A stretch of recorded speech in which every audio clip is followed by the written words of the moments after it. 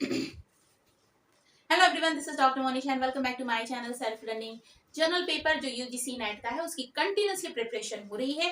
रोज रात को 8 बजे हम जुड़ते हैं और हम कंटिन्यू प्रिपरेशन कर रहे हैं। फर्स्ट यूनिट कंप्लीट कर चुके हैं, सेकंड यूनिट कंप्लीट हो चुकी है, आज हम उसकी लास्ट क्लास ले रहे हैं। तो जो भी स्टूडेंट्स अभी तक नहीं जुड़े हैं वो जुड़ जाइए। डिस्क्रिप्शन बॉक्स में आपको सारी डिटेल्स मिल जाएंगी, आप कहाँ से मेरे साथ जुड़ सकते हैं। फ्री ऑफ कॉस्ट है, कोई चार्ज नहीं है। तो अगर आप ऐसे व्यक्ति हैं जो ऐसी क्लासेस ढूंढ रहे हैं कि कोई चार्ज ना हो, कोई तरीके का कोई शुल्क ना हो, तो आप सेल्फ लर्निंग से जुड़कर अपनी प्रिपरेशन कर सकते हैं। ठीक है, तो सभी को गुड इवनिंग, राम राम, नमस्कार, आदाब, सत श्री अकाल। जैसे भी आप मुझसे कनेक्ट हो सकते हैं उन सभी भाषाओं में आपका अभिवादन। तो आज का वीडियो इंपॉर्टेंट क्यों है? क्योंकि देखिए, रिसर्च एप्टीट्यूड में हमने बहुत कुछ पढ़ लिया, सारी ही चीजें पढ़ ली है, पर बहुत छोटे छोटे से ऐसे टॉपिक्स हैं जिनसे संबंधित प्रश्न आते हैं और वो प्रश्न नंबर दे जाते हैं, इसलिए उनके बारे में पढ़ना जरूरी होता है। अगर आप प्रीवियस ईयर के क्वेश्चंस देखेंगे ना तो आपको मिलेगा कि कोरिलेशन से प्रश्न आया है, डिस्पर्शन से प्रश्न आया है, क्वार्टाइल डेविएशन से आया है, इसके साथ में एपीए फॉर्मेट क्या होता है इससे क्वेश्चन आया है, डेटा मेजरमेंट स्केल क्या होता है इससे प्रश्न आते हैं, वेरिएबल्स किसे कहते हैं, positive variables, dependent variable, independent variables, ये क्या होते हैं, इन सभी से प्रश्न पूछे जाते हैं। तो आज की क्लास में हम इन सारे छोटे छोटे टॉपिक्स को कवर करेंगे ताकि हमारी जो रिसर्च एप्टीट्यूड की यूनिट है वो कंप्लीट हो जाए। तो सभी लोग जुड़ जाइए और हाँ, लास्ट तक जरूर बने रहिए। लास्ट तक इसलिए बने रहिए क्योंकि एक अकेला टॉपिक नहीं, बहुत सारे टॉपिक्स इसमें मैं कवर करने वाली हूँ, तो आपके लिए इंपॉर्टेंट होने वाला है आज का वीडियो। तो पहली बात है, हम बात करेंगे किसकी? कोरिलेशन की। कोरिलेशन को हिंदी में कहा जाता है सहसंबंध। आपने समझा होगा सहसंबंध के बारे में। अगर आप एमएड करके आए हैं या फिर आपने पीजी किया हुआ है, किसी भी सब्जेक्ट पे किया हुआ, तो कहीं ना कहीं आपने कोई डिसर्टेशन जरूर बनाया होगा, उसमें आपने कोरिलेशन निकाला होगा। कोरिलेशन एक तरीके से देखा जाए तो एक रेशियो होता है, ठीक है, जिसको हम कहते हैं ना कि प्रोपोर्शनल। अगर एक चीज बढ़ रही है तो दूसरी भी बढ़ेगी, तो आपका जो रेशियो है वो क्या हो जाता है? पॉजिटिव हो जाता है। और अगर मैं कहूँ कि एक चीज बढ़ रही है तो और दूसरी चीज उसी रेशियो में कम हो जाएगी, तो उसको इनवर्सली प्रोपोर्शनल कहते हैं। तो वो एक तरीके क्या दिखाता है? संबंध ही तो दिखाता है। तो यहाँ पर क्या है? कोरिलेशन बताता है संबंध दो वेरिएबल्स में, दो इंडिपेंडेंस वेरिएबल में हम क्या देखते हैं कि क्या रिलेशन हो सकता है। ठीक है, तो correlation is the linear relationship between the two independent variables. ठीक है, अब वेरिएबल्स कौन से हो सकते हैं, कौन कौन से ऐसे चर होते हैं जिनमें हमें कोरिलेशन निकालना होता है? तो देखिए, जैसे फर्स्ट है हाइट एंड वेट, ठीक है। दूसरा आप बात कर लीजिए एज एंड मेमोरी। फिर आता है पावर्टी एंड अनएम्प्लॉयमेंट, ठीक है। Intelligence and creativity. अब देखिए, इनमें आप कोरिलेशन निकाल सकते हैं। हाइट बढ़ रही है, उसके साथ साथ में वेट भी बढ़ेगा। अगर बच्चे की हाइट बढ़ती जा रही है ना तो उसका वेट भी बढ़ेगा। इसका मतलब क्या होगा? ये एक पॉजिटिव कोरिलेशन होगा, मतलब एक चीज के बढ़ने के साथ साथ में दूसरी भी उसी रेट से बढ़ रही है। Age and memory. अब देखिए, एज जैसे जैसे हमारी बढ़ती जाती है, आपके घर में जो आपके घर में ओल्ड एज के लोग होंगे उनके बारे में देखिए, तो एज और मेमोरी जो है वो नेगेटिव कोरिलेशन होता है ना। मेमोरी धीरे धीरे कम हो जाती है जब आपकी एज बढ़ जाती है। पावर्टी अनएम्प्लॉयमेंट, ये भी पॉजिटिव कोरिलेशन है, क्योंकि जैसे अगर गरीबी है तो इसका मतलब है बेरोजगारी भी होगी, है ना। दोनों चीजें आपस में संबंध हैं, सह संबंध हैं दोनों के बीच में। Intelligence and creativity, this is also positive correlation, because अगर इंटेलिजेंस है तो क्रिएटिविटी बढ़ेगी, क्रिएटिविटी है तो इंटेलिजेंस भी बढ़ेगा, तो दोनों में क्या होगा? एक पॉजिटिव से संबंध होगा। ठीक है, अब कितने प्रकार के होते हैं तो मैं बता दिया है मैंने आपको। Positive correlation and negative correlation दो प्रकार के होते हैं। जब संबंध 0 to 1 जाता है तो वो पॉजिटिव कोरिलेशन कहलाता है, जब वो -1 to 0 जाता है तो वो नेगेटिव कोरिलेशन कहलाता है। ठीक है, बात समझ में आ गई। जैसे कि मैंने आपको बता दिया, हाइट और वेट जो होगा अगर साथ में बढ़ रहे हैं, एक चीज बढ़ रही है दूसरी चीज भी बढ़ रही है साथ ही में, तो वो पॉजिटिव कोरिलेशन होगा। एज बढ़ रही है बट मेमोरी कम हो रही है तो नेगेटिव कोरिलेशन होगा। ठीक है, ग्राफ के फॉर्म में देखा जाए तो यदि मान लेते हैं हम ये x है और दूसरा y है, यहाँ पर ये 0 है, ठीक है, और ये है पॉजिटिव, यहाँ पर आता है 1, ठीक है। तो अगर इस तरीके की एक लाइन जा रही है तो ये दोनों के बीच में, एक्स और वाई दोनों वेरिएबल्स के बीच में जो संबंध होगा वो स्ट्रॉन्ग और पॉजिटिव कोरिलेशन कहलाएगा। स्ट्रॉन्ग है और पॉजिटिव है, मतलब कहां से जा रहा है? 0 to 1 ग्राफ जा रहा है। अब आ रहा है नेगेटिवली, ठीक है। -1 देखिए, आपको पता होगा ना कि हम जब एक्स और वाई का पढ़ते हैं तो एक नेगेटिव में होता है, एक पॉजिटिव में होता है। तो -1 से अगर 0 की तरफ जा रहा है और स्ट्रांगली जा रहा है तो वो क्या हो जाएगा, नेगेटिव कोरिलेशन हो जाएगा, स्ट्रॉन्ग नेगेटिव कोरिलेशन। ठीक है, इस तरीके का जो कोरिलेशन होता है वो वीक कोरिलेशन कहलाता है। तो ये क्या है, वीक एंड पॉजिटिव कोरिलेशन है, और ये है weak and negative correlation. Clear, ये बात समझ में आ गई। लेकिन अगर दोनों के बीच में कोई ग्राफ नहीं बन रहा है और इस तरीके के हमें सिर्फ कुछ डॉट्स मिलते हैं, इस तरीके से कुछ डॉट्स मिलते हैं, तो ये कहलाएगा क्या, कोई कोरिलेशन यहाँ पर नहीं है, मतलब दोनों के बीच में कोई संबंध नहीं है, है ना। अब जैसे कोई एक बात कर ली जाए चंद्रमा की और बात कर ली जाए खाने की, तो चांद और खाने का बीच में कोई संबंध नहीं होगा, तो यहाँ पर दोनों के बीच में कोई संबंध नहीं है, तो नेगेटिव या पॉजिटिव होने का तो सवाल ही नहीं होता। तो बात क्लियर समझ में आ गई, कोरिलेशन आपने समझ लिया। अब हम नेक्स्ट बात कर लेते हैं डिस्पर्शन की और क्वार्टाइल डेविएशन की। डिस्पर्शन का अर्थ होता है फैलाव। ठीक है, फैलाव मतलब कहाँ पर, कोई भी चीज का देखते हैं हम किस रेंज तक उसमें बढ़ोतरी हो रही है, तो वो कहलाता है डिस्पर्शन।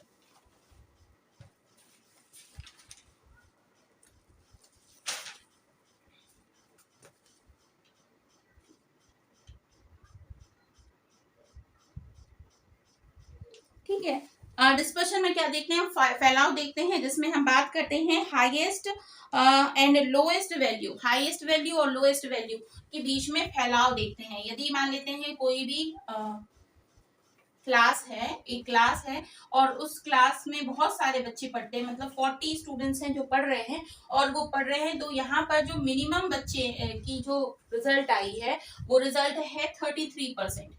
ठीक है, और मैक्सिमम जो गया है वो 98% गया है। तो हाईएस्ट और टू लोएस्ट वैल्यू है ना, ये रेंज कहलाएगी, जिसको हम डिस्पर्शन कहते हैं। ठीक है, जब कभी बात हो रही हो रेंज की तो वहां पर आपका आता है dispersion.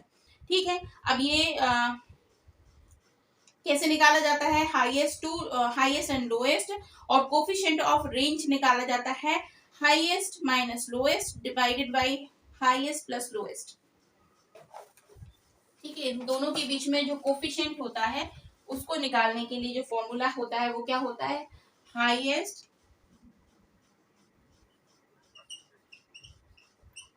Minus lowest divided bye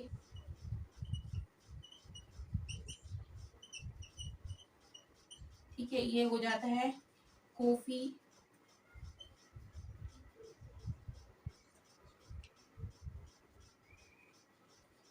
coefficient of dispersion. ठीक है, कोफिशिएंट ऑफ डिस्पर्शन ये हो जाता है, इसका फॉर्मूला ये हो गया। ठीक है, रेंज हम जब भी देखते हैं तो क्या क्या देखते हैं, highest minus lowest divided by highest plus lowest, यहाँ पर ये फॉर्मूला निकाल के डिस्पर्शन निकाल दिया जाता है। ठीक है, अब आ जाता है क्वार्टाइल डेविएशन। अभी क्वार्टाइल डेविएशन क्या होता है कि देखिए, जब भी हम रेंज की बात करते हैं ना, तो रेंज 3 पार्ट्स में डिवाइड कर दी जाती है, जिसको हम कहते हैं क्वार्टाइल डेविएशन। छोटे छोटे से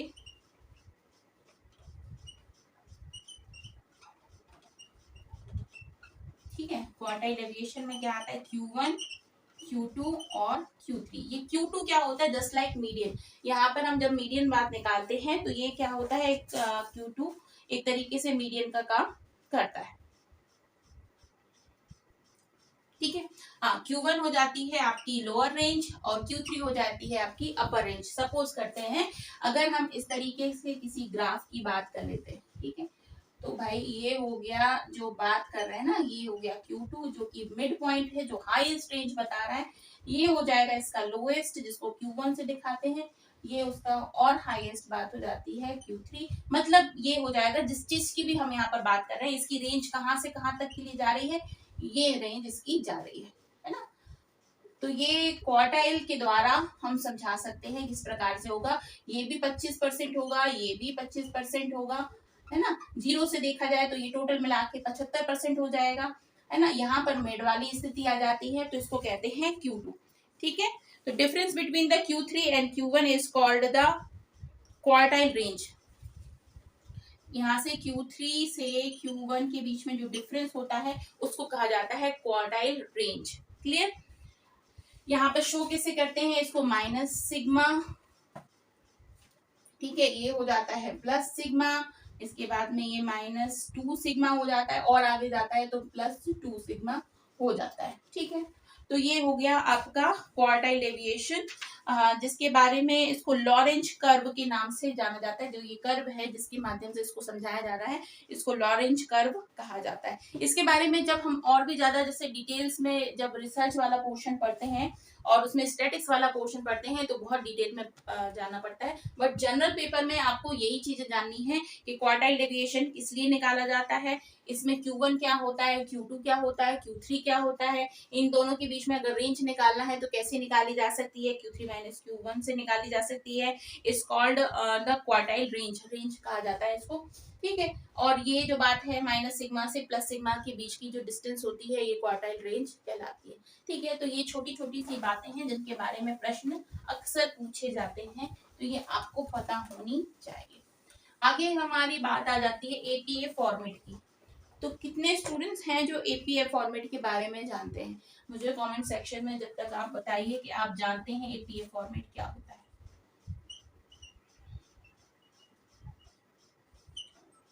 क्या होता है एपीए फॉर्मेट?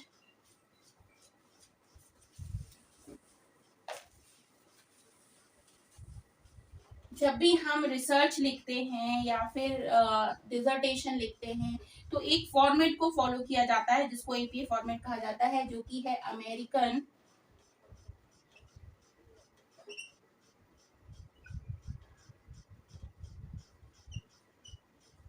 साइकोलॉजिकल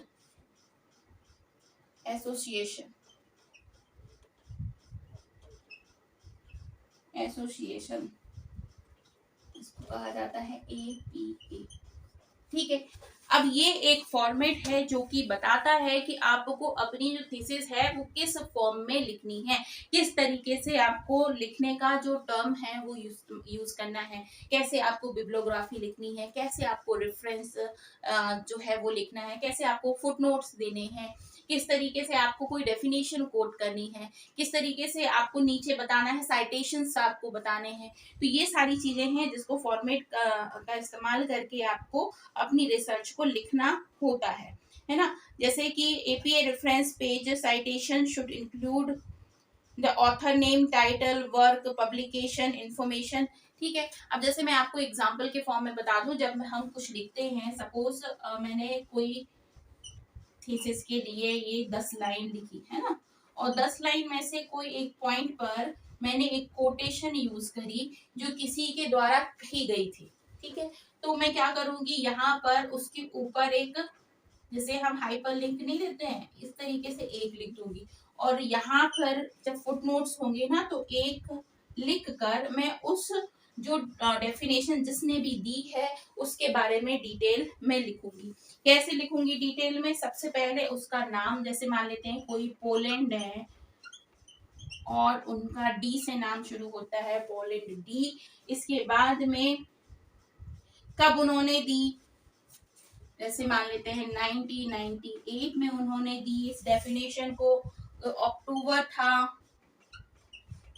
कौन सी तारीख थी, 26 तारीख थी, ये इस तरीके से लिखा जाएगा। उसके बाद में जो उनकी बुक का नाम होगा उस बुक का नाम यहाँ पर लिखा जाएगा जिससे इस कोटेशन को मैंने उठाया है ना। तो ये एक फॉर्मेट होता है जिस फॉर्मेट में आपको ये चीजें लिखनी होती हैं। इसी तरीके से आप रेफरेंस में भी लिखते हैं, अल्फाबेटिकल ऑर्डर में बिब्लियोग्राफी बनाते हैं। तो ये कंप्लीट फॉर्मेट होता है जिस फॉर्मेट में आपको डिसर्टेशन या फिर रिसर्च पेपर या फिर जो भी शोध होते हैं, यानी कि आपकी पूरी थीसिस होती है वो लिखी जाती है, उसको कहा जाता है एपीए फॉर्मेट। ये स्टैंडर्डाइज्ड फॉर्मेट है, सभी ऑल ओवर वर्ल्ड में इसका उपयोग किया जाता है, इस वजह से इसी को फॉलो किया जाता है। इसका फुल फॉर्म हो जाता है अमेरिकन साइकोलॉजिकल एसोसिएशन।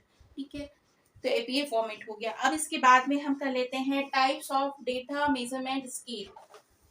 कितने प्रकार के डेटा मेजरमेंट स्केल्स होते हैं?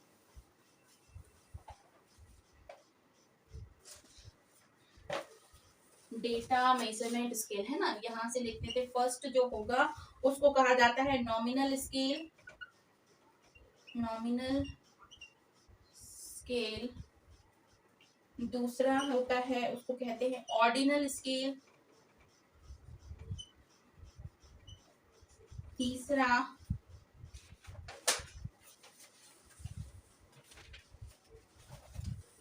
तीसरा होगा इंटरवल स्केल,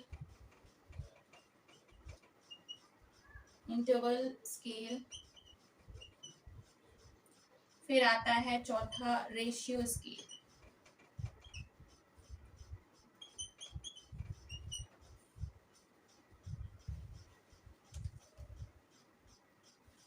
ठीक है, अब नॉमिनल स्केल कैसे लिया जाता है, क्या कहते हैं हम इसमें, जैसे जस्ट लाइक आपने कोई भी थीसिस में आपने सैम्पलिंग कर ली, सैम्पलिंग में आपने कुछ फीमेल्स ले लिए, कुछ मेल्स ले लिए, तो जो नॉमिनल स्केल होगा उसके अंतर्गत आप क्या करते हैं, फॉर एग्जाम्पल करने के लिए आप जेंडर को स्पेसिफाई कर देते हैं कि इतने मेल होंगे और इतने फीमेल्स होते हैं। ठीक है, और ऑर्डिनल स्केल में क्या लेते हैं, the level of satisfaction with service, very satisfied, somewhat satisfied, natural, neutral और समवॉट अनसेटिस्फाइड, वेरी अनसेटिस्फाइड। जैसे कि जब भी हम कभी कोई क्वेश्चन आपसे पूछते हैं, जब सैम्पलिंग या फिर क्वेश्चन आर बनाया जाता है, तो कैसे मैथ बनाया जाता है, ऐसे नहीं कि आपसे पूछ लिया जाए क्यों आपको यूट्यूब से पढ़ना अच्छा लगता है, तो किसी ने कह दिया हाँ और किसी ने कह दिया नहीं, या फिर आपने फला फला क्लास में अटेंड किया था, उस क्लास के बारे में आप किस तरीके से आप उसको रैंकिंग दोगे, वो आपने पूछा, तो आप कहोगे कि हाँ वेरी मच सेटिस्फाइड, तो आपने टिक कर दिया, सेटिस्फाइड ठीक है टिक कर दिया, और आपको कुछ नहीं पता कि भाई आपको कि वो क्लास अच्छी है नहीं अच्छी है, तो आपने क्या कर दिया न्यूट्रल पे, मतलब मैं सहमत वाली बात नहीं है, मुझे नहीं पता कि वो क्लास कैसी है। किसी को वो क्लास बिल्कुल पसंद नहीं आई तो क्या दिया, क्या अनसेटिस्फाइड, और किसी को बिल्कुल रत्ती भर पसंद नहीं है, उसको लगा कि इस क्लास को तो मैं बैन कर दूंगा, तो वेरी मच अनसेटिस्फाइड। इस तरीके का स्केल होता है तो उसको ऑर्डिनल स्केल कहा जाता है। ठीक है, मेल और फीमेल के बारे में जब चर्चा पूछ लिए जाए तो वो स्केल कहलाएगा आपका नॉमिनल स्केल। ऑर्डिनल स्केल ये हो गया, फिर उसके बाद में इंटरवल वाली बात आ जाती है, तो इंटरवल में क्या आ जाता है, the difference between 60 and 50। Suppose करें कहीं पर बात हो रही है 60 एंड 50, तो कितना डिफरेंस आ रहा है दोनों के बीच में, 10।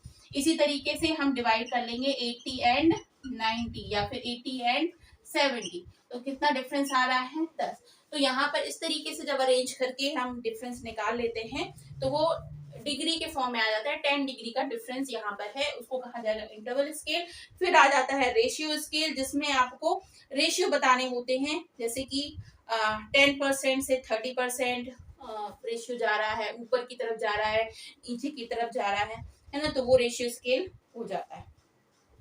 ठीक है, रेशियो स्केल में एक एग्जांपल ले लेते हैं, रूरल और अर्बन जो होती है, इसमें awareness and technology, infrastructure and theft.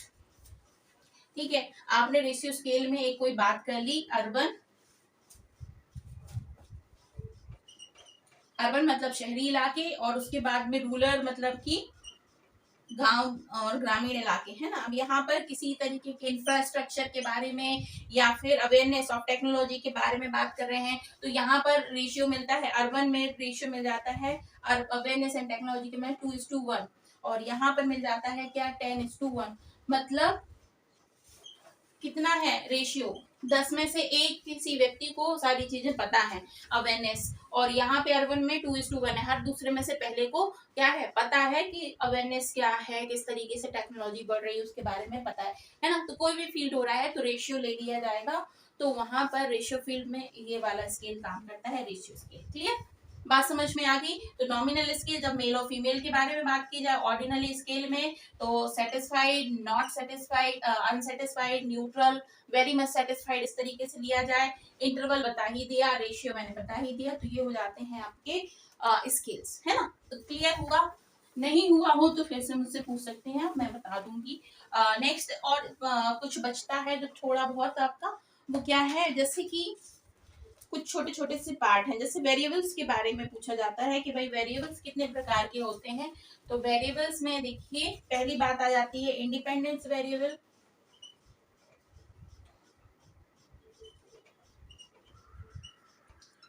Independent variable, ठीक है। दूसरा आता है डिपेंडेंट, ठीक है। फिर आता है,